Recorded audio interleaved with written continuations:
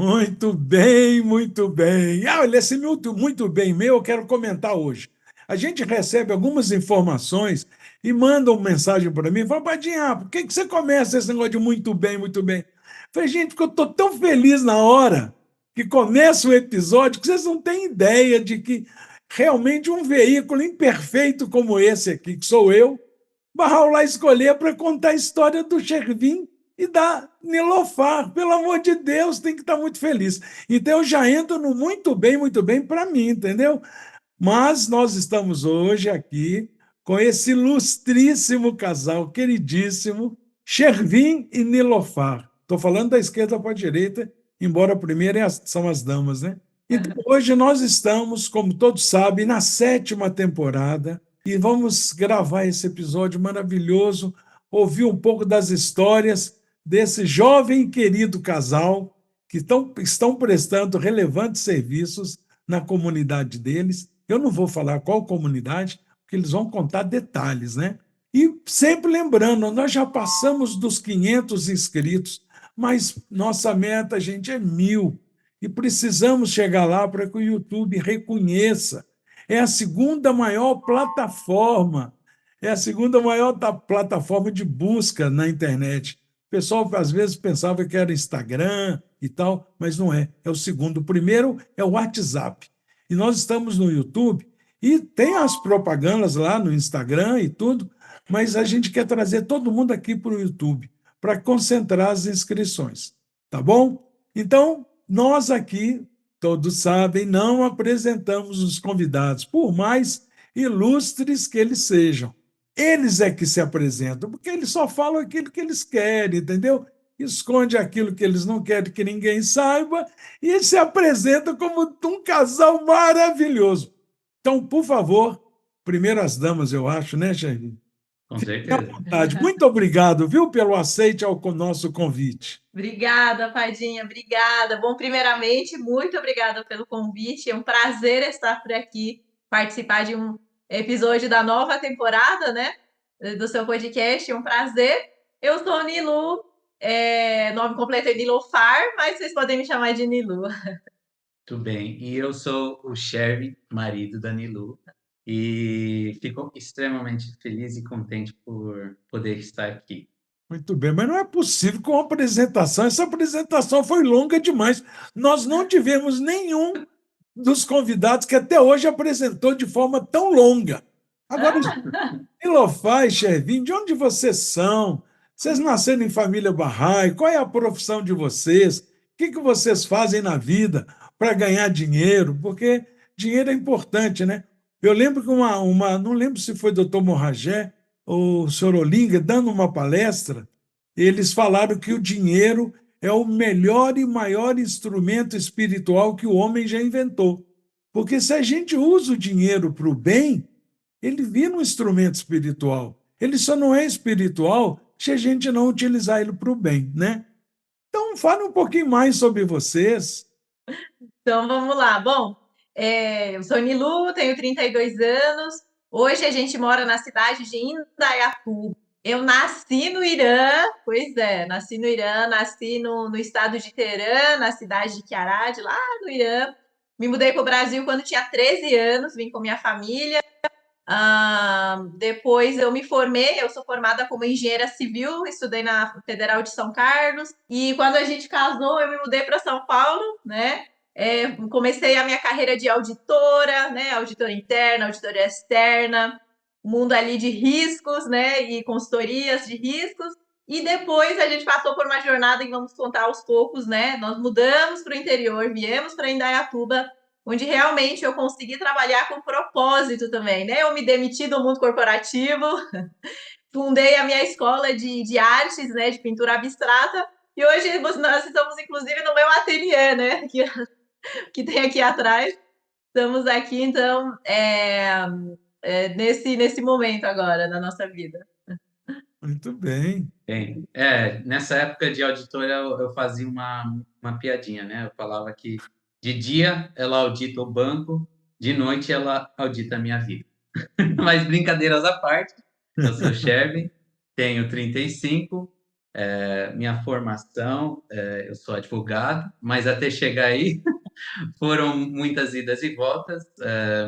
Eu brinco que eu sou um brasileiro paraguaio, porque eu nasci em São Paulo, capital mesmo, mas meus pais, né, logo depois de eu nascer, eles mudaram para os Estados Unidos, depois foram para a África do Sul, depois mais tarde foram para Angola.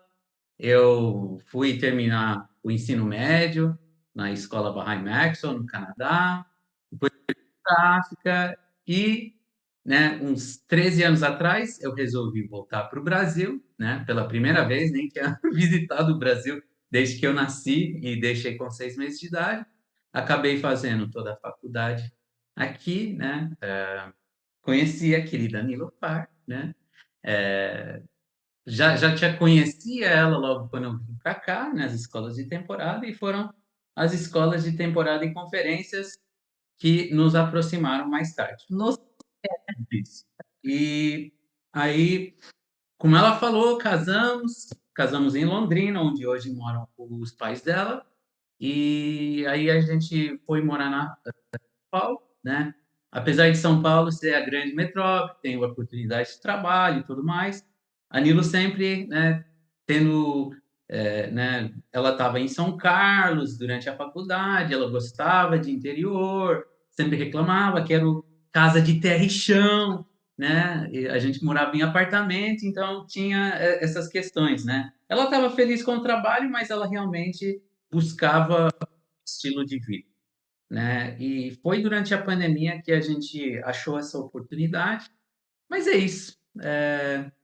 Essa breve apresentação, que foi selada, mas se tiver alguma pergunta específica, a Não, gente vamos conhecer. Você pode falar lembram que mais. já sempre os nossos espectadores já estão escolados, Uhum. né?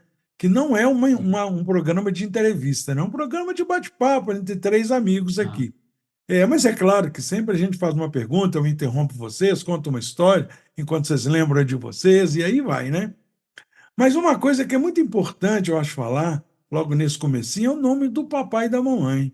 Porque sem eles, nenhum dos dois estariam aqui agora, né? Então, como é que é o certo. nome do pai, da mãe, onde eles moram? A gente nem falou sobre nomes, né? É verdade. Então, Bom, os meus pais, a minha mãe chama Chovré Rezai e meu pai chama Machalá Rezai, né? Nós mudamos, a minha família inteira veio para cá, meus pais, meu irmão e eu, né? Nos mudamos do Teerã para o Brasil e hoje eles moram no Paraná, né? Toda a minha família mora no Paraná, meu irmão também, e eles estão por lá. E a gente aqui no estado de São Paulo, né? isso. Então, meu nome é Shervin Naimi e meus pais, né? Fuad e Farah Enaimi. Hoje moro na África do Sul, na região de Grande Joanesburgo, próximo a Pretória, e eu sou um de três, né? Tenho duas irmãs, uma hoje mora perto dos meus pais na África do Sul e a outra está na Itália com o marido dela, em Roma. Então, essa característica minha, a família realmente teve uma época que essa irmã caçula morava na Austrália, depois nos Estados Unidos, e a gente brincava, cada membro da família num continente, né? Então, a gente realmente, tendo essa característica de vida de pioneirismo na vida dos meus pais, né? A gente sempre tinha isso de ser uma família global, né? Essa é Cada uma um com uma característica de cidadãos do mundo, né? parte. Uhum. Somos, a Os pais do maioria. Shervin eram pioneiros na Angola, né? Uhum. Quantos anos? 15 anos? 15 anos. 15 anos, né? Agora, só agora, né? Depois de algumas questões da pandemia que eles saíram por questões de saúde mesmo, eles voltaram para a África do Sul, né? Que é o país que foi o primeiro país africano que eles foram, né? De pioneiro. Sim. E agora retomaram, então, voltaram para a África do Sul. Por muitos anos, eles foram os únicos pioneiros internacionais, vamos dizer, internacionais que não são da região de países vizinhos, porque tinha alguns pioneiros que, nas épocas de guerra, saíram da Angola, foram para o Congo, aí o Congo entrou em guerra, para lá, mas por muitos anos eles eram os únicos internacionais e, né, não tinha, né, a nossa descendência é persa e não tinha os persas para ficar fazendo, né, encontros e tal, então era uma vida bem, vamos dizer, solitária do ponto de vista da cultura originária e tudo mais, né? E era um país que realmente tinha um pioneiro internacional, outro, o pessoal vinha sozinho, ou trabalhava na ONU com um contrato de 2, 3 anos. Então, realmente, meus pais conseguindo ficar lá por 15 anos, né? Realmente, num país que, para estrangeiro, é extremamente difícil de permanecer por longos períodos de tempo, né? Assim, eles fizeram um trabalho super, né, sobre-humano. Até hoje eu admiro muito o que eles fizeram, já que estamos falando dos pais, Se né? lembrar de alguns episódios, alguma história, pelo que eles passaram nessas metas, isso é muito interessante a gente tomar conhecimento, porque vocês não vão poder falar como é que foi a infância de vocês no Irã, porque vocês saíram. O Shervin nasceu aqui. Não, ela saiu com 13, né? Sei como Então, seria. Eu pois é, então nasci fora, deve, nunca fui para o Irã, nem para se visitar. lembrar de alguma história, Nilofar, quando criança, porque às vezes tem histórias assim que ilustram muito a vida de como é sacrificial, né? Algumas. Conta para nós. A história tem várias, né? Porque como eu saí com 13 anos, né? Inclusive, eu já tinha começado a ter grupos de pré-jovem, né? Eu fiz brisas de confirmação em persa primeiro, depois eu fiz de novo em português no Brasil, né? Mas assim, a vida assim, desde a minha infância, né? Algo que é muito interessante, os filhos de Barrais, a gente não vai no creche na escola, né? Você não vai no creche público da escola fora, assim, né? Convencional. Tem creche Bahá'í, tem aulas Bahá'í, igual aulas Bahá'í que a gente dá para as crianças hoje, tem para todos os dias, né? Com duração ali de 4, 5 horas. Então, em vez de ir para o creche, eu passei, né? Ir para a escolinha Bahá'í todos os dias, inclusive lá dos 7 dias de semana, apenas um dia é final de semana, você trabalha e estuda, né? Então eram 6 dias de aulinha, ia para a escolinha, a professora, os coleguinhas, né? E foram então 3 anos assim, até quando a criança Bahá'í começa a ir para as aulas Bahá'í, então passam a acontecer no final de semana, que é sexta-feira, a gente passa o período da manhã na aula Bahá'í. Então, todas as famílias, parentes, amigos, todo mundo sabe que sexta-feira tem aula Bahá'í até meio-dia, né? Então, os compromissos de final de semana é só depois do meio-dia, apesar de ser um dia, né? E assim, quando eu comecei para a escola, a gente é sempre instruído, né? Sempre fui instruída pelos meus pais sobre se alguém te perguntar qual é a sua religião, porque a gente passa por essas questões, né? Barrais são minorias, nós somos muito. Tem a questão da perseguição, dos questionamentos, então, desde pequenininha, desde 7 anos de idade, a gente já tinha uma fala pronta, né? Se perguntassem, né? Fomos muito bem orientados e tudo mais. Geralmente, né, os filhos de Barrais são ali sempre quietinhos, né? A gente é bonzinho na escola, tem a nota ali da educação mesmo, né? Tem uma nota do boletim que é educação, né? A gente sempre tirava nota 20, que a nota não é 10, é 20 lá no boletim da escola. E quando eu fiz 9 anos, a idade da declaração, né, para as mulheres no Islã é 9 anos, né? E como a gente era parte da escola, você passa pela festa ali que eles passam ali e a gente, assim, a gente sempre respeita muito a cultura, né? Ou seja, lá onde for, onde a gente vive, a gente respeita a cultura, né? Então, fomos orientados a permanecer, participar, né? Somos barrais, porém, né? Põe uma faixa verde na testa, faz, né? Ganha o Corão pequeno de presente, a gente ganhou também, né? E na minha turma, pela bênção, assim, é motivo de muita alegria, eu tinha 3 amigas barrais, né? Numa mesma sala, na escola tinha várias, então a gente era sempre amiga. Inclusive, a outra também chamava Nilofar. O nosso nome tem muita Nilofar na minha idade, no Irã, para os barrais, né? Por conta do templo da Índia, né? Que é flor de lótus, né? O formato do templo Bahá'í na Índia é no formato da flor. E Nilofar significa flor de lótus. Então, da minha geração, da minha época, né, ali dos anos 90 até 93, 4, vai esses 4, 5 anos, tem muita Nilofar em homenagem ao templo, né? Então, tinha vários Nilofares Interessante. Bahá'ís por lá. Muito interessante. Agora eu fiquei curiosa. Qual que era essa frase pronta que vocês tinham que responder? Não, eles falavam é algo no sentido de unidade, sabe? Todos somos, né, cidadãos da terra, somos cidadãos do mundo, ramos da mesma árvore, né? Era mais essas questões, né? E sempre assim, os barrais, nós sempre fomos orientados a serem impecáveis, né? A gente tinha que ser limpinho, bonitinho, né? Não tinha desleixo, ir mal nas matérias, né? Sempre fomos orientados a sermos exemplares, né? Realmente, assim, as crianças barrais sempre são alunos de destaque mesmo da sala e da turma, né? Pela perfeição, né? Que é a forma como a gente é orientada, né? Seja no ofício, na arte, Deus ama a mais elevada perfeição, né? Então é isso. Amor, Esse destaque era muito importante, eu acho.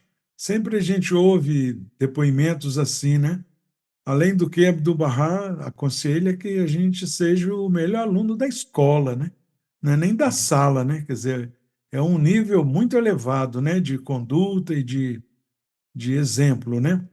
Porque realmente, com tanta perseguição, com tanta discriminação, se os barrais ainda fossem meio desleixados, promete e não cumpre, fala mentira, aí que o negócio estava feio para o lado dos barrais, né? Então, realmente, pela conduta exemplar, no bom sentido, de veracidade, de disciplina e tudo mais, isso realmente eliminava a possibilidade de perseguição por essas razões, né? Então, realmente é muito sábio da parte dos pais, né, educar os filhos nesse nível, né, de exigência, né? E o Sim. Chervi? Não, Nilofar tem mais história, eu sei. eu queria ouvir um pouco mais a Nilofar, Agora a porque gente essa tem história perguntas. dela, do tempo que ela passou no Irã, é muito interessante, né? Que tinha também, não sei se Ele foi vai nessa ouvir de hoje um monte de Irã, coisa que ele não sabia, né? Não, Nilofar? Tá mais curioso do que os pessoal aqui para tirar Não, isso é dúvidas. para isso, olha, vai terminar esse episódio você super valorizada pelo marido, porque o marido não te conhecia direito. Mas mas sim, talvez a gente deixa para outra época, mas ela tendo ficado lá até 13 anos, né, ela aprendeu a ler, escrever, né, então ela fala super bem, né, isso é muito e importante. aí Deixa eu, isso para mim foi bom, porque deixa eu eu abrir um aprendo. parênteses. Deixa eu abrir um parênteses aqui quando você fala uma coisa. Se eu lembrar de alguma coisinha, eu interrompo e a Uhum, gente tem que lembrar que nós não podemos falar um em cima do outro, porque senão. Tá brincando. Não, mas é assim, eu lembrei de uma coisa incrível, né? Numa época em que peregrinação fazia parte também visitar Teherã, visitar o Irã. Além de visitar a Terra Santa, visitava o Irã. E um grupo de barrais amigos aqui do Brasil foram fazer peregrinação. Eu não vou citar nome, não, porque eles sabem quem são. E tinha muitos jovens, meninos persas, filhos de barrais, filhos de persas, né? E aí foram para o Irã. Então, eles entraram num restaurante. Esses aí foram até membros da Assembleia Nacional, só para dar uma dica. E eles foram para um restaurante, o garçom vai e traz o cardápio. Aí eles todos elegantes e tal, um restaurante chique. E aí o garçom traz o cardápio, eles falaram que não sabia ler. Como não sabe ler? O garçom falou: não, nós sabemos falar, mas não sabemos ler. Nós somos filhos de iranianos, mas não fomos alfabetizados. O garçom não acreditou. Então, isso foi um episódio, né? Quer dizer, os caras todo elegantes, de terninho, todo bonitinho, restaurante caro, e os caras eram analfabetos, mas tudo bem. Aí essa mesma turma, aí agora junto, eles com alguns brasileiros, foram para o cinema. Eles tinham um uhum, tempinho lá entre uma atividade e outra. Eles falaram: vamos para o cinema, vão. O filme era Tarzan, a história de Tarzan. Aí começou o filme, vocês não acreditam. Aí são os brasileiros que pagaram o mico. Aí o Tarzan começou a falar e o filme era dublado. O Tarzan falando em farsi. Eles até hoje, o ouvido nosso, só nossos ouvidos brasileiros, só ouve a língua farsi, a língua persa, dito por barrais. Nós não conhecemos, eu não conheço outro iraniano que não seja barrai, embora uhum, tenha muitos no Brasil, né? Mas eles começaram a ver o Tarzan falando em farsi, eles começaram a rir. porque era muito, deve ser muito engraçado mesmo.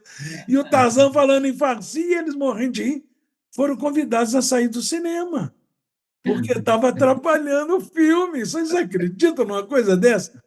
Então, são micos que Aí acontecem. ganharam a fama de brasileiro no exterior, né? É assim que os brasileiros fazem fama, tá vendo? Mas desculpa, Shervin, você ia falar.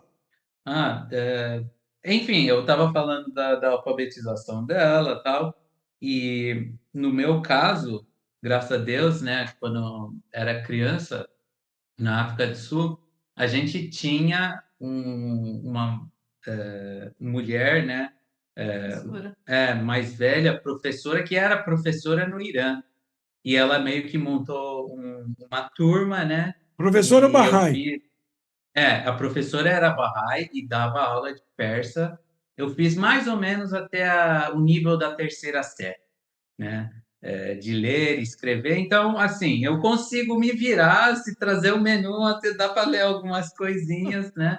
Mas agora você me pede para ler grande literatura de Ferdowsi e Rumi, essas coisas, poesia avançada, não vou conseguir, não. Pois Mas é. Mas isso ela me ajuda às vezes, né? Com essa é parte. compreensível, né? É compreensível. É uma parte. Mas Nilofar tinha algumas outras histórias, né? Eu senti Da minha que. infância? A parte mais interessante era realmente essa parte das aulas, né? Onde a gente passa ali realmente todos os dias, né? Recebendo aulas barrais desde o creche. E depois, quando a gente mudou para cá, bom, a gente foi morar no Mato Grosso, né? Quando mudamos para o Por que Brasil. que vocês vieram? Então, os barrais, como vocês sabem, né, são perseguidos no Irã e a gente não pode fazer faculdade. Os filhos dos barrais não podem entrar na faculdade e ter seus estudos, né? Então, meus pais sempre sonharam, né? Na época deles, eles tinham, né? Eles queriam estudar e de repente não podia mais, né? Então, eles vieram para cá para nos proporcionar isso, né? A eu e meu irmão, para a gente poder ter estudos, ter liberdade, né? De Quando foi tomar isso, decisões aí na Nilofar? nossa vida. Quando foi? 2004, né? 2004, 2005. 2004, vocês mudaram, sua família mudou para o Brasil. No Brasil, isso. Fomos para o Mato Grosso, Tangará da Serra, né? A gente Então mudou faz 19 anos. tenho mais tempo no Brasil do que no Irã, né? Então, muita coisa assim, para eu me expressar, muita coisa complexa, eu prefiro em português, né? Bem mais fácil do que, até porque eu fiz a faculdade no Brasil, né? Fiz o ensino médio no Brasil. Mas é isso. E quando a gente mudou para o Brasil, ali para Tangará, o nosso agrupamento estava começando um processo de crescimento, né? Então a gente tinha muitas campanhas de expansão, de ensino, aulas de criança. Então eu já cheguei, já fiz o grupo de pré-jovens e logo mais já comecei os livros do Instituto para começar a dar aula de criança, né? Sempre amei a dar aula de criança. Então com 14 anos já tinha várias aulas, né? A gente todo dia pessoas assim da minha idade, né? Os pré-jovens e jovens na comunidade, a gente tinha aula todos os dias nas vizinhanças, né? Da época. Muito legal, muito legal. Um lugarzinho fresco, né? Cuiabá, Dourados, Tangará da Serra. Nem Pas- tomava 3 banhos por dia, né? Passarinho só voa com uma asa lá. A Ah, outra ele Por se quê? abana. A outra ele se abana. como é que era? Vocês esticavam, tipo, a roupa de cama molhada, né? Não, À era meu noite, tio mas fazia. Ele molhava assim, se cobria com lençolzinho úmido, né? aham. Para Aí conseguir quando dormir. ventava o ventilador, aí Na época, ficava ar-condicionado não era tão comum também, né? Nem todo mundo tinha estrutura para ter lá. É. Era mais ventilador de teto, é fresquinho. Essa questão de temperatura, de clima, é interessante na vida do pioneiro, porque claro que eu acho que alguém que se levanta como pioneiro, o primeiro motivo dele é servir, né? Servir à humanidade, levar a mensagem de Barral lá para outros lugares. Mas, então, onde é que precisa, ele vai, né? Mas se puder escolher, ele deveria escolher onde ele se sente bem, também fisicamente. Porque, olha, eu sou calorento, eu adoro clima frio, né? E toda a minha vida, como pioneiro, como instrutor viajante, é só lugar quente. Então, eu saí de Belo Horizonte para Salvador, morei alguns anos em Salvador, depois Recife, depois Fortaleza, Belém, Manaus. E nesse tempo todo, por onde é que eu ia? O Comitê Nacional de Ensino me mandava para onde? Piauí, Cuiabá, Tangará da Serra, Dourado, só lugarzinho fresco. E eu morei 10 anos em Manaus. Gente, teve uma época ainda solteiro que para eu dormi em rede, naturalmente, porque ninguém aguenta dormir em cama, porque a cama, como você falou, é quente e amanhece molhada, como se a gente tivesse jogado água feito xixi, né? Então, era em rede que a gente dormia. Eu tomava um banho, entrava no chuveiro frio, é claro, ninguém tinha chuveiro elétrico, ninguém era doido, se bem que hoje lá tem. Mas entrava no chuveiro frio, colocava a calça do pijama molhado, não me enxugava, colocava a calça do pijama molhado e deitava na rede molhado para dormir. Agora, se eu me secasse antes de dormir, eu tinha que levantar e tomar outro banho. Era assim todo dia. E aí, pessoal, o papo principal entre os barrais é quando se encontram, e aí, tudo bem? Nossa, que quentura, hein? Que quentura. Não é quente, né? Que quentura. Que o papo só é esse, né? Então, realmente, o pioneiro deveria, se puder escolher um local onde ele se. Embora eu tinha toda essa situação, mas a gente acaba acostumando, é impressionante. Mas era uma camisa de manhã, uma tarde e uma noite. Eu saía para a faculdade de manhã com uma camisa, toda a faculdade era federal, mas todo o prédio era ar-condicionado. Então, eu passava a manhã num ambiente de ar-condicionado. E eu morava a 5 quarteirões da faculdade de educação. Então, só o fato de eu ir a pé da faculdade para casa, eu já chegava com a camisa ensopada. Aí eu tirava, tomava um banho, almoçava, punha outra camisa e ia trabalhar. Porque eu estudava de manhã e trabalhava à tarde e dava aula à noite. Chegava do trabalho à tarde, outro banho, outra camisa, outro. É assim todo dia. Você acostuma, mas depois que você vem para cá e usa uma mesma camisa 2 dias, meu Deus do céu, estou num paraíso, né, de clima. Mas eu não vou ficar me desculpando em interromper, não, porque bate-papo entre amigos é assim, né? Mas vocês não podem esquecer de onde vocês estavam, por favor. Mas e aí? Então lá, quente pra caramba, né? Tangará. Mas então, e aí, Shervin, como é que foi sua família? Eu também morei em lugares quentes também, né? Angola, quando mudei para lá pela primeira vez, eu nunca esqueço a sensação. Desci do avião e aí um bafo quente na cara. Você sente que, tipo, era uma diferença de temperatura, de clima, tudo assim absurdo, né? Você Quando estava vindo de fui onde da para África do Sul Angola? para lá. Oi? De Você onde? estava vindo de onde? De África do Sul, porque a África do Sul, vamos dizer assim, comparado com a América do Sul, tem um tempo parecido, vai, com a Argentina, às vezes até um pouco mais fresco, né? Então, assim, de lá para Angola, a mudança foi bem drástica, porque Luanda, diria que é 300, 400 quilômetros do Equador, né? Então, assim, era um clima bem quente e pesado. Também sou calorento, né? Foi lá que os meus poros sentiram pela primeira vez a sensação de tipo liberação total. E eu brinco, né? Esses tipos de lugares quentes só tem 2 estações, né? O verão e o inferno, né? Mas E o inferno, né? Mas eu acho que então eu Angola, também. Hã? acho que Angola, Guiné-Bissau, aquela região da África ali, ele descolou do Brasil alguns séculos atrás, né? Alguns milhares de anos atrás. Então, eu tenho a Sim, impressão de que o clima é muito parecido, né? Porque sim. a distância da linha do Equador é muito próxima, né? Uhum, Você já sim, estava, sim. Barral lá já estava fazendo você acostumar para vir para o Brasil. Exatamente.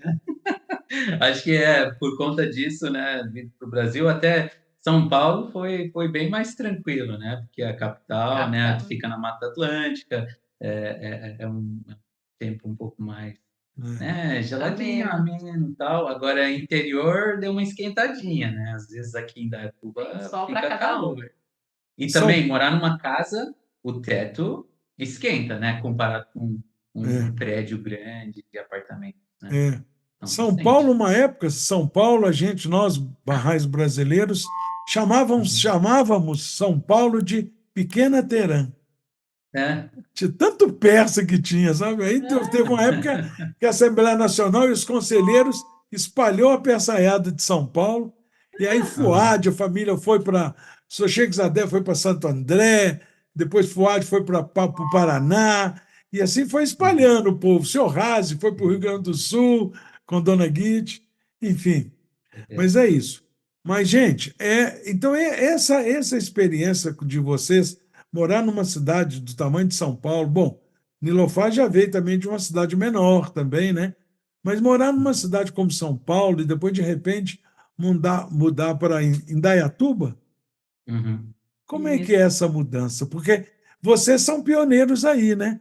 Porque lembra que nós uma vez conversamos falando, mas quem é pioneiro? É aquele que levanta para cumprir meta? Não. Segundo a Casa de Justiça, pioneiro é todo Bahá'í, ou casal, no caso seus, que mudam de uma cidade para outra e continuam servindo a fé, continuam ensinando a fé. Porque os amigos que estão nos assistindo aqui e é pela primeira vez, devem saber que na fé Bahá'í não tem padre, não tem pastor, né?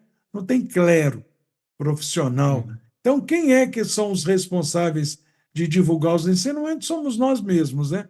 Por isso que a gente precisa de ler, estudar, participar dos cursos, dos livros do Instituto Ruhi, para que a gente possa se aprofundar um pouco mais no conhecimento. E algum amigo que não é Bahá'í e perguntar para nós o que é a fé Bahá'í, a gente saber explicar minimamente o que é a fé Bahá'í, né? Então, o Caso Justiça falou isso. Mudou de um lugar para o outro e continuou servindo a fé, é pioneiro. Então, hoje tem categorias de pioneiro, né? Pioneiro de curta Uhum. duração, aquele pioneiro que vai cumprir uma meta, precisa de um casal em tal lugar. Aí aquele casal vai, mas na condição deles ficarem 1 ou 2 anos e depois voltar Uhum. para a sua cidade. Então, é chamado de pioneiro de curta duração. Vocês não, vocês são pioneiros raiz. Aquele que saiu de uma cidade e foi para outra e estão aí botando fogo. Nós queremos saber como é que está Indaiatuba também. Mas conta um pouquinho desse sentimento de ir para Indaiatuba. Vocês saíram de São Paulo para Indaiatuba, né? Uhum. Foi. Então, A gente morou, depois que a gente casou, né? Morou uns 5, 6 anos, né? 5 anos de casados em São Paulo. E assim, aquela vida caótica, né? A gente morava na Santa Cecília, para quem conhece os bairros, Santa Cecília é uma região central de São Paulo, né? Eu trabalhava na Avenida Paulista, então, mas não importa, a distância continuava demorando muito tempo para chegar, né? Para pegar trânsito da porta de casa tinha trânsito do elevador, da rua, do metrô, do ônibus, do carro, seja lá o que for, é trânsito, né?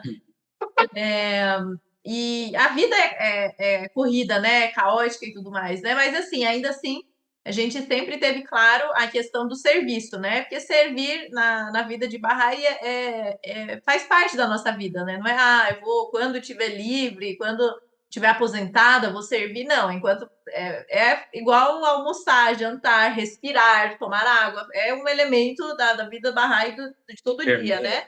Permeia a vida, né? Servir faz parte da nossa vida diária. Então, em São Paulo, eu estava servindo como a coordenadora do instituto.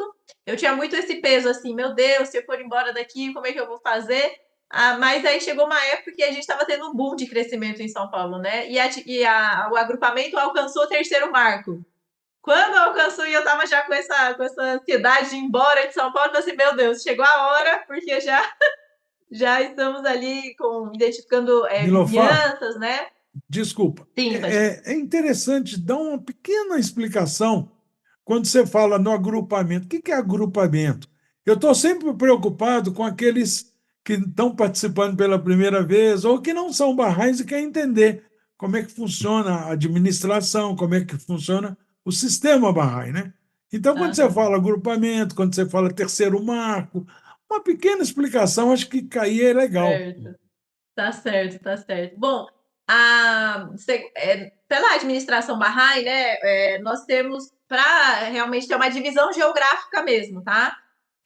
De todas as regiões do Brasil, tem uma divisão chamada agrupamento, tá? Além da localidade, que é a cidade, né? Cada cidade é uma localidade, tem sua assembleia local, né?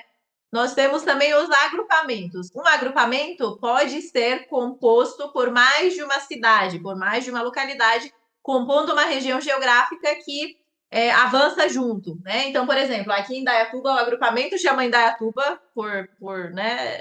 Mas tem a Itupeva, né? Qual que é outra cidade? A Itupeva, Indaiatuba, Elias Fausto e Monte Mor. Tem 4 cidades. Então, São Paulo, agrupamento Sampa, que é o nome de agrupamento, né? Não necessariamente sempre o nome da cidade, né? Por sorte, são esses 2 casos.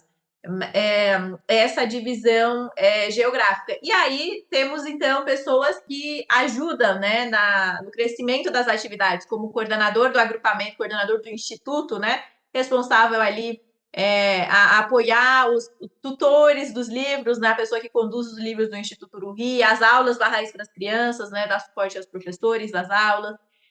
Os animadores, os grupos de pré-jovens, né, que eu estava contando para vocês que eu fiz quando cheguei.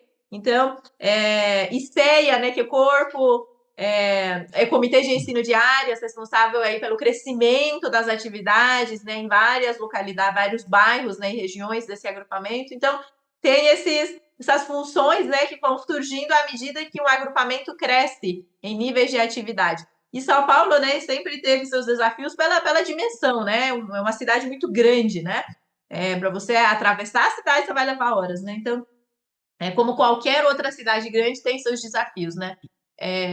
E é isso. Acho que falei do agrupamento. Ah, sim, terceiro marco. E aí, depois que as atividades barrais vão crescendo num agrupamento, nós temos os marcos que a cidade o agrupamento vai conquistando, né? Então, o nível inicial, onde está surgindo as primeiras atividades, é um agrupamento de primeiro marco, né? Quando essas atividades se tornam no segundo nível, por exemplo, uma pessoa que fez um livro do Instituto e começou a fazer uma atividade depois de ter feito, ou seja, ela saiu uma derivação daquela atividade, você alcança o segundo marco. E o terceiro marco, realmente, é quando as atividades começam a ficar mais intensas, né? Você tem pessoas diversas apoiando as atividades, não precisa ser Bahá'í para você promover ou participar de qualquer atividade, tá? É para toda a comunidade, essa é a nossa missão, né? Realmente levar a transformação para a comunidade onde a gente vive, né? E aí, no terceiro marco, tem esses avanços, né? E a cidade de São Paulo, no agrupamento Sampa, tinha acabado de bater no terceiro marco, né? Nessa época da história, né? Que eu contei para vocês. É isso. Muito E aí, bom, aí chegamos no terceiro marco, falei assim, meu Deus, foi um alívio, assim, nossa, tô chegando no sinal aqui, né? Eu posso, né? E em meio disso, assim, nosso sonho era ter a casa própria, né? Então, com muito suor, trabalhando muito, a gente conseguiu dar entrada, comprar um apartamento nosso e começou a pandemia. Começou a pandemia, eu falei, meu Deus, não dá pra gente reformar, né? Porque é incerto, tudo era muito incerto, né? E o apartamento ficava na Lapa. Ficava na Lapa, eu saí do centro, né? Eu queria ver árvores na minha frente, e Lapa tinha árvores. Santa Cecília não tinha mais quase árvore, né? Lá, Zona Oeste. Apesar de eu morar na Rua das Palmeiras. Não tinha palmeiras, mas quem mora Já sabe. teve. Já teve. Agora não tem mais não. E a gente falou, nossa, vamos segurar essa reforma e aquele sonho de voltar para o interior, meu sonho sempre foi voltar para o interior, né? Eu estudei em São Carlos, né? Morei 6 anos lá. Amo Mojimirim, quando ia para o Soltanier, para as atividades, eu voltava chorando, assim, na janela do carro, assim, meu Deus, queria morar aqui, sem trânsito, tranquilidade, né? E realmente a pandemia veio para mudar, né, a nossa visão sobre várias coisas, né? E foi aí que eu comecei também a um pouco avaliar a minha realização mesmo profissional, né? O quanto eu estou ajudando a humanidade. Repensar a vida. Repensar a vida em todos os aspectos, mas também o quanto a minha profissão está sendo útil para a humanidade, né? O quanto eu estou ajudando, né? Mas não estava muito, né? O auditor é muito assim, aquela coisa da empresa, estava ajudando a empresa, mas não. Gerar mais lucro, né? Era mais lucro, mas não pessoas, indivíduos que poderiam ter suas vidas transformadas. Isso sempre me incomodou. Eu estava incomodada com isso, né? Até que na oportunidade eu vi que a vida podia não esperar eu me aposentar para me dedicar às minhas artes. Eu sempre amei arte e pintura, né? Mas Eu falei, não, quando aposentar eu faço, depois, quando, né? E eu vi que esse depois poderia não chegar, né? Porque com a pandemia muita gente faleceu, né? A gente repensou a vida, preso em casa, né? Deu tempo de pensar, todo mundo pensou na vida, né? Repensou. E nós tivemos falecimentos de várias pessoas queridas, meu tio, a dona Margot Malk, né? Também faleceu nessa época que eu estava muito assim, queria ir no hospital visitar ela, por conta do meu trabalho, por falta de flexibilidade no horário, eu não cheguei a tempo, ela faleceu antes da gente chegar, e isso foi muito triste para mim, né? Eu vi que eu não era dona do meu tempo, não podia mandar assim, quero visitar uma pessoa querida, ela tá partindo, não podia, né? E essa questão de ajudar os outros, né? Então, com a pandemia, eu vi que podia ajudar as pessoas, né? Levando, então, a arte, essa questão terapêutica na vida delas, realização, né? A gente sabe como a arte é uma atividade elevada e faz parte, né? Inclusive, nas escrituras barrais, nós temos muita coisa sobre a arte. Acho que é uma das poucas religiões que o próprio mensageiro, né, o próprio Bahá'u'lláh e também a Bahá falam tanto de arte. Temos livros e livros, né, falando de arte na vida do indivíduo, né? Então foi aí que eu me encontrei. Mudamos para o interior, né, em Dayatuba. Shervin vai contar como viemos parar aqui, mas por aqui estamos, né? Já fazem 3 anos. Fantástico. Eu acho que é muito interessante, jovens da idade de vocês, ouvirem esses depoimentos, porque uma coisa é um indivíduo na faixa dos seus 30 anos começar a refletir sobre toda essa situação que você acaba de muito bem descrever. Outra coisa é que depois que a pessoa, como você mesma disse, depois que aposenta, depois de 70 anos. Tudo bem, eu inclusive falo, alguém começa a fazer plano comigo, e eu falo, quanto tempo vai durar? Uns 25, 30 anos. Eu falo, estou fora, não chego lá não, é. Então, então 20 anos é limite. Isso eu pedindo a Deus para dar essa colher de chá, para ver se eu faço alguma coisa que presta ainda nesse mundo. Mas quando a gente começa a pensar sobre tudo isso, na juventude, porque 30 anos é jovem ainda, para quem tem na faixa de 60, 30 é metade, né? Então, é muito importante essa reflexão, porque tem tempo de mudar e a mudança sempre pode causar algum incômodo, mas é sempre para melhor, né? E quem não quer crescer, desiste de viver, porque a vida só é crescimento. E não tem escolha, né? A gente cresce todo dia. Cresce cabelo branco, cresce ruga, cresce um monte de coisa. E a gente não quer, né? Então, olha, realmente muito interessante esse seu depoimento, né? Shervin, meu querido, você como advogado está escutando muito hoje, tá não, vou dar um pouco da minha perspectiva. E só mais um ponto. Nós, só para o pessoal que está assistindo, está vendo a visão da fé, só porque a gente servia em São Paulo, não quer dizer que paramos de servir aqui, né? Cumpriu a missão, não. Nós viemos sangue novo para ajudar aqui na construção de comunidade daqui, né? De Indaiatuba, e frente às atividades. Isso mesmo. Então, vou compartilhar aqui um pouco da minha perspectiva sobre essa jornada, né? Depois que a gente casou, né? Eu já estava aqui em São Paulo. Tem quantos anos de casado, Shervin? 8. Vai fazer 8. Olha o detalhe, ele nem pensou, hein? Ele já 8. Quer dizer, o cara está afinado aí, muito bem. Não, é que esse ano realmente eu estava falando, puxa vida, a gente vai fazer 8, né? Sábado nós começou a tocar, né? Sábado nós fizemos aqui 43 anos de casado, eu e Verônica. Uau! Legal. Está de parabéns, hein? Muito obrigado. Parabéns para ela me aguentar. Como é que é? Parabéns para a Verônica me aguentar esse tempo todo. E ainda fica rindo, ainda fica rindo. Vocês estão tornando uma estatística positiva, né? Tem muita gente que torna aquela estatística que não quer muito falar sobre, mas vocês realmente, assim, é um exemplo, né? Casamento duradouro para a vida toda, a gente que se inspira, né? Muito bem, então, quando a gente casou, né? Tinha acabado de terminar a faculdade, a gente casou, já não, sei lá, foi antes ou um pouco depois do casamento, ela já tinha, tipo, fechado o emprego, já, tipo, 2 dias depois do casamento, ia vir trabalhar em São Paulo. Então, isso já estava tudo certo, e para mim faltava um semestre para terminar a faculdade. Então a gente ficou aqui e tal, ela veio morar na casa que eu estava, né, enquanto estava fazendo a faculdade, e aí quando eu me formei e tal, comecei a trabalhar, assim, pela experiência de vida e tudo mais, né, no meu caso, mesmo tendo nascido aqui, assim, a minha criação, toda a parte de escola foi na língua inglesa, né. Então fazer uma faculdade em português que foi o, tipo, baita desafio e fazer algo muito diferente do que eu tinha, né, como bagagem da parte de sistema de ensino. Mas quando eu me formei, eu pensei, tá, eu me formei advogado, mas tem toda essa vivência e experiência de vida, eu queria atuar na advocacia, né, com coisas que realmente aproveitavam dessa experiência de trabalhar com clientes e empresas estrangeiras. Eu também gosto e gostava muito de então, assim, na época pré-pandemia, a concepção era: se eu quero trabalhar em alguma coisa ligada a isso, só na grande cidade. São algumas outras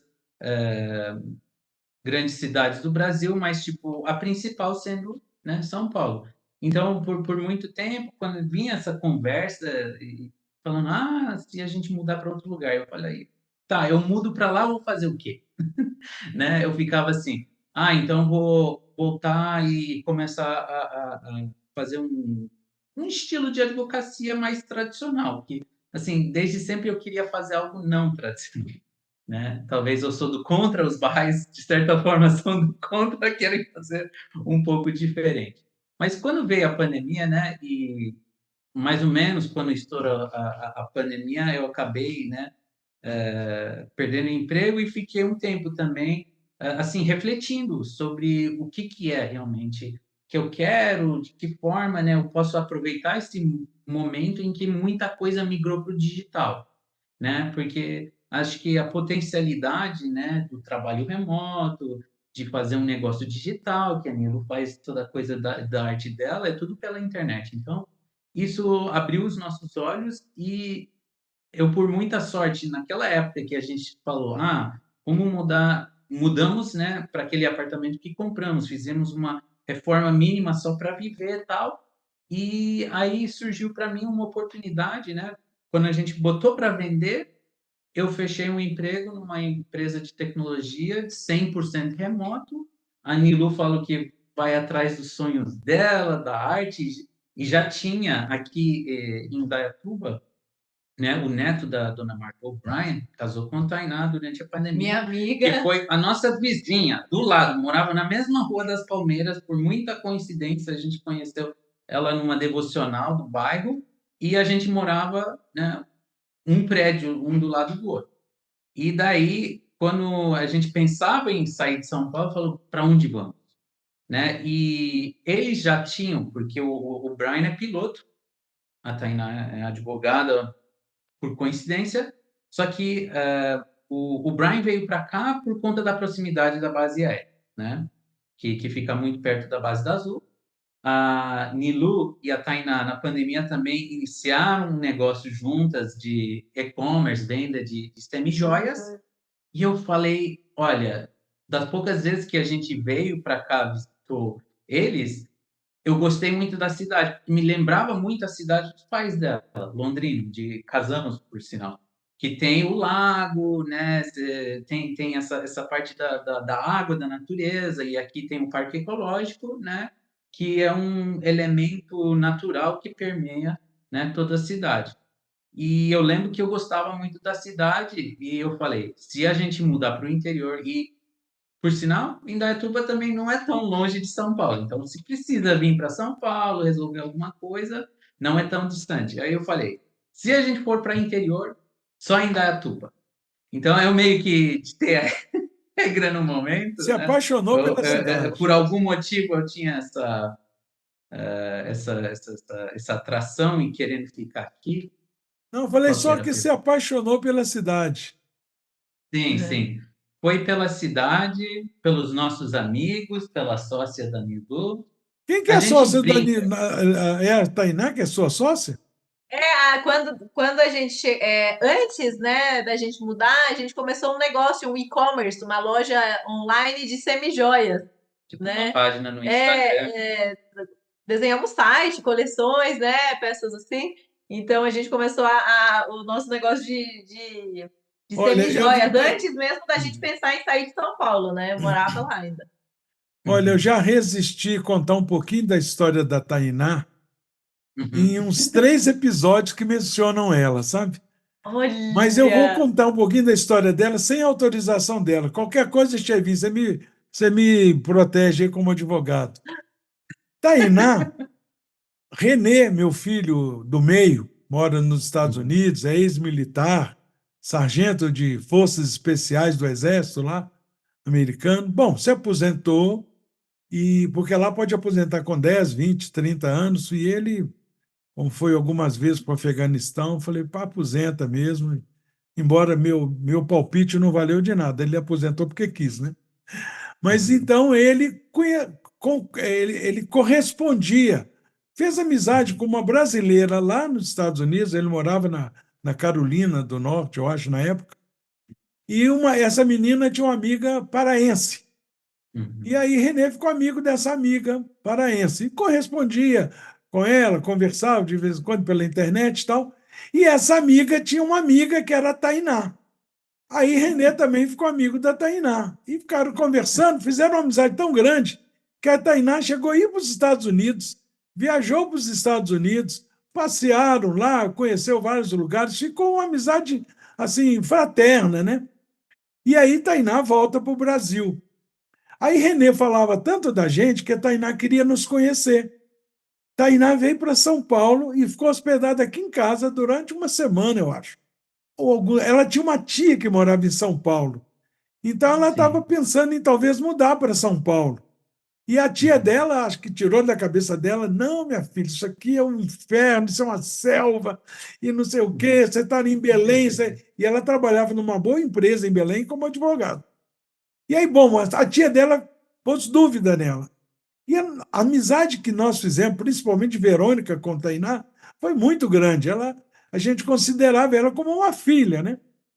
Então, de Uhum. vez em quando, ela chegou, acho que vi mais uma vez aqui, e aí correspondia com Verônica e perguntou o que a gente achava, se ela deveria vir, deveria largar o emprego. Sei que os conselhos nossos foram muitos, mas em direção que ela fizesse que o coração dela mandasse e que ela rezasse. Então, até então, ela já conhecia bem a Fé Bahá'í, através de Renê, através de nós, e ela estava assim interessada em conhecer mais. O fato é que, resumindo a história, ela muda para São Paulo e vai morar na casa da tia. E eu acho que era 1 hora e meia para ir, 1 hora e meia para voltar do trabalho. Aí Verônica, esqueci o nome dela, essa menina persa que mudou agora para. Mas Pra... A Fei, Fei, a Fei, Hã? Fei. Fei. Verônica é Deus muito do amiga bem. da Fei. Aí Ah, começou com a Fei sobre a Tainá, e Fei arrumou um jeito de Tainá morar mais perto do emprego, que a Tainá quase que ia a pé. E Uhum. assim Tainá foi cada vez. Aí começou a participar de atividade Bahá'í em São Paulo, e assim Tainá começou a se envolver cada vez mais com a fé Bahá'í. Conheceu Sim. o Brian, casou, e o resto da história você sabe melhor do que eu. Olha que É. coisa! Essa daqui que celebrou o casamento. é, Então, olha que Uhum. coisa, como é quando Deus escolhe uma pessoa. Quando a gente Uhum. lê na Bíblia que no futuro, quando Jesus voltasse, que já voltou, e ele disse: muitos serão chamados e poucos serão os escolhidos. Então, quando Deus, através de seu mensageiro, no caso Barraulá, escolhe e fala, vai ser você, olha a vida da Tainá, é uma coisinha de nada. A volta que deu, conheceu um Bahá'í, depois conheceu a família dela. Hoje ela é Uhum. membro de uma instituição Bahá'í, que é a Assembleia Local. é Então verdade. é inacreditável. E assim tem tantas histórias. Então, da Tainá, Tainá, você me desculpe, minha querida, mas eu tive que contar um pouquinho da história. Os É. detalhes você conta aí para o pessoal. Mas É, desculpa, então Sim. continuando. Daí quando a gente queria mudar para cá, lá em São Paulo, a gente tinha encontrado uma mulher que olhou nosso apartamento e falou: quero comprar já, à vista, dinheiro na mão. Quando vocês vão sair? Aí a gente entrou em pânico. Como assim? A gente nem tem casa na outra ponta, nem sabia onde ir. A gente teria que, tipo, meio que a casa era financiada, de alguma forma, né, transferir a propriedade e tal. E aí a gente falou, Indaiatuba, vamos ver. Aí a gente veio para cá, era 2021, né? E era, tipo, o comecinho da pandemia, só Em, que o movimento em de plena pessoas de pandemia. São Paulo, Em plena pandemia. em plena pandemia, era nessa mesma época que a gente estava procurando também, só que ele está um pouco mais na frente, tinha uma corretora, achou uma casa num condomínio e já estavam fechando os detalhes da compra. Daí, nesse desespero, e contando para Brian e Tainá, não conseguimos achar nada, conversaram com essa corretora, que, por sinal, ela e membros da família já era próximo dos Barrais, tal, Ela fez livro do amigos de Joseli e Instituto. Saulo, já tinha feito livros do Instituto, pediram para ela meio que intervir, porque todos os corretores que vimos até então não estavam ajudando muito. E aí, essa morava no mesmo condomínio do apartamento que o Brian e Tainá tinham comprado. Antes, ela morava por muitos anos aqui no Casabela. Não, mas E daí a gente veio, viu várias casas com ela, tinha uma casa também longe e tal. A gente falou: olha, não tem mais o que fazer, vamos levar essa casa aí, porque é o que tinha. A mulher queria o apartamento. A gente falou: não, segunda-feira a gente dá a proposta, viu segunda-feira, viu, Cris? A gente vai dar a proposta? Então, aí ela falou: peraí, tem a casa da minha amiga, o inquilino tá saindo agora e acho que ela vai querer vender. Você quer ver? Falei: manda vídeos. Ela veio, filmou.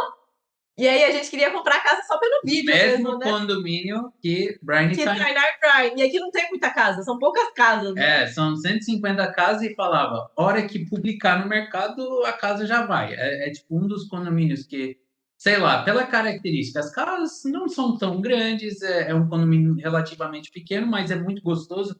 Lembra um pouco de bairro americano, tudo um do lado do outro, não tem muro, não tem separação das casas, então é tudo muito aconchegante. E né? Até tenho ouvido relatos de pessoas que saíram. É muito bom para criança, pet, essas coisas. É muito aconchegante. Tem gente que estava nos melhores condomínios da cidade, saíram de lá para vir para cá para criar os filhos.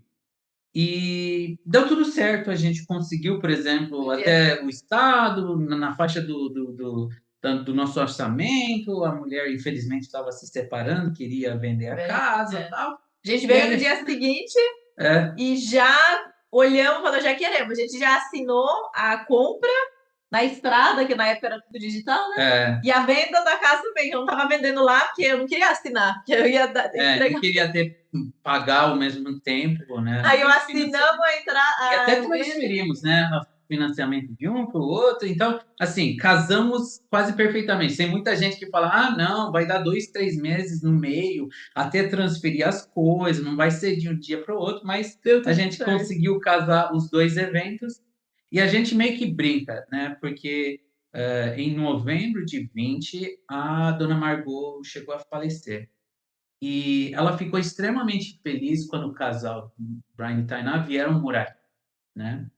De tipo, meio que o Brian estava com os pais, estava muito, né, ligado lá, mas a hora que casou, foi lá desbravar, né, o próprio caminho, ter a sua própria família. Então ela ficou extremamente feliz com essa mudança.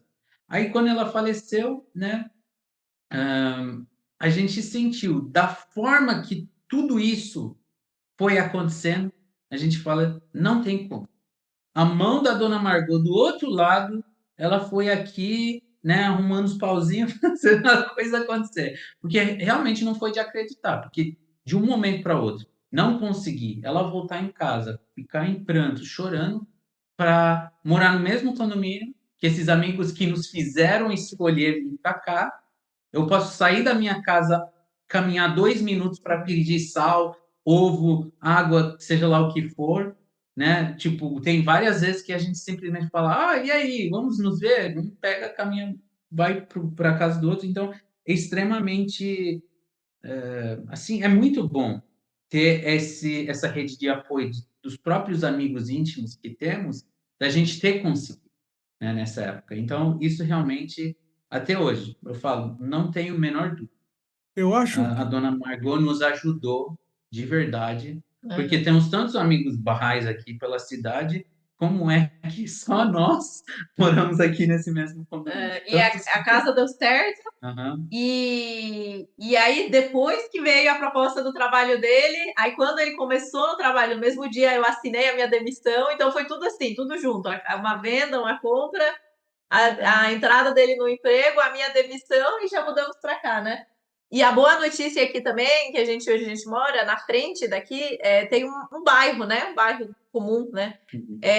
E a gente viu muito potencial em desenvolver atividades barrais, né? Então, há um tempo já, 2 anos já, né? A gente começou atividades barrais na praça daqui do bairro, na frente do condomínio. A gente dá aulas de crianças, né? Tem o nosso núcleo, né?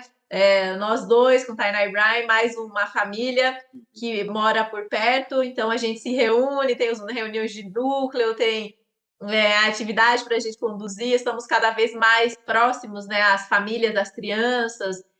Temos impactado, então, várias famílias e crianças, né? O nosso trabalho de formiguinha, toda semana, toda quarta-feira, a gente vai lá, né? E realmente fazendo diferença, né? Através dos ensinamentos barrais, né? No caso da aula de criança, através das histórias de Abdu'l-Bahá, né? Todo o material que o livro 3 do Instituto Ruhi traz, né? Então, tem sido muito, muito bom. A comunidade está crescendo, né? Indaiatuba também bateu o 3º marco, para quem já acompanhou o que é um 3º marco. olha, se fosse um depoimento, nossa, que coisa fantástica a história desse casal, mas olha, vocês nem nós não estamos sós. São tantas histórias de inacreditáveis soluções, basta ter fé. Eu acho que, olha, qual é o primeiro conselho que Bahá'u'lláh nos dá? Possui um coração puro, bondoso, radiante. Eu acho que se a gente tiver um coração puro, as coisas todas são acrescentadas na medida que a gente precisa. Então, Sim. se vocês que são nossos fiéis espectadores de Uma Graça de Podcast, vocês vão ver em outros depoimentos de outros casais, de outros pioneiros, que coisas inacreditáveis acontecem quando eles têm um coração puro. E o que vocês queriam de fato? Queriam mudar para uma outra cidade, queria ter uma vida mais tranquila, queria que pudesse servir melhor à humanidade, porque todos os dois já serviam bem à humanidade. Só o fato de ser honesto, isso já é um grande serviço à humanidade, porque, infelizmente, a gente não consegue essa qualidade, essa característica com muita abundância na sociedade de hoje, né? Então, o coração era puro.